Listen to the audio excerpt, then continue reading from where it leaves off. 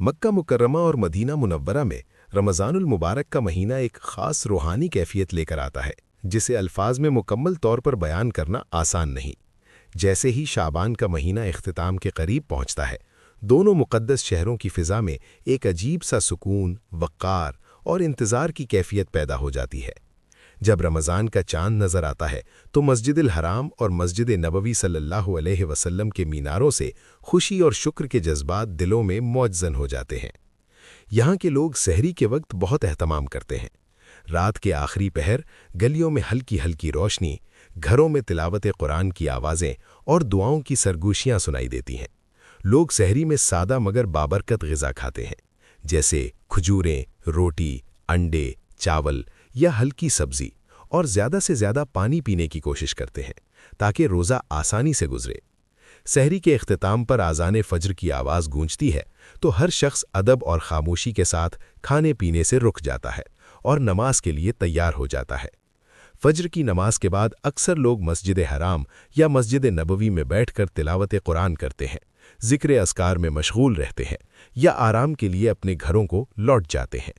دن کے اوقات میں گرمی کے باوجود صبر اور سکون کا مظاہرہ کیا جاتا ہے۔ کاروبار نسبتاً کم ہو جاتا ہے مگر مکمل طور پر بند نہیں ہوتا۔ لوگ اپنے کام کاج انجام دیتے ہوئے بھی زبان کو فضول باتوں سے بچاتے اور دل کو یاد الہی سے جوڑے رکھتے ہیں۔ حرمین شریفین میں دنیا بھر سے آئے ہوئے زائرین کی بڑی تعداد روزہ رکھتی ہے، جس سے ایک عالمی اسلامی اخوت کا منظر پیش ہوتا ہے۔ ظہر اور عصر کی نمازوں کے وقت مساجد میں نمازیوں کا رش بڑھ جاتا ہے اور قرآن پاک کی تلاوت کی آوازیں فضا کو نورانی بنا دیتی ہیں۔ مدینہ منورہ میں روضہ رسول صلی اللہ علیہ وآلہ وسلم کے قریب بیٹھ کر دعا مانگنے والوں کی آنکھوں میں آنسو اور دلوں میں عقیدت کی جھلک نمایاں ہوتی ہے۔ مکہ مکرمہ میں خانہ کعبہ کے گرد طواف کرنے والے روزہ دار گرمی اور تھکن کے باوجود عبادت میں مشغول رہتے ہیں، جو ایمان اور استقامت کی اعلیٰ مثال ہے۔ افطار کا وقت قریب آتا ہے تو ایک خاص جوش و خروش پیدا ہو جاتا ہے۔ مسجد الحرام اور مسجد نبوی کے صحنوں میں لمبے دسترخوان بچھا دیے جاتے ہیں۔ کھجوریں، پانی کی بوتلیں، زمزم، دہی، روٹی، چاول اور مختلف سادہ پکوان قطاروں میں رکھ دیے جاتے ہیں۔ مقامی لوگ اور رضاکار بڑی محبت سے روزہ داروں میں افطار تقسیم کرتے ہیں۔ جیسے ہی مغرب کی اذان بلند ہوتی ہے، ہر طرف خاموشی چھا جاتی ہے اور سب لوگ بسم اللہ کہہ کر کھجور سے روزہ کھولتے ہیں۔ اس لمحے کی روحانی کیفیت بے مثال ہوتی ہے۔ ہزاروں افراد ایک ساتھ دعا کے لیے ہاتھ اٹھاتے ہیں، آنکھوں میں شکر اور دلوں میں عاجزی ہوتی ہے۔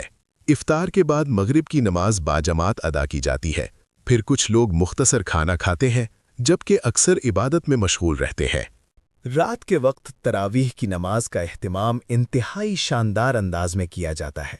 مسجد الحرام اور مسجد نبوی میں قرآ کی خوبصورت آواز میں قرآن مجید کی تلاوت سن کر دل جھوم اٹھتے ہیں۔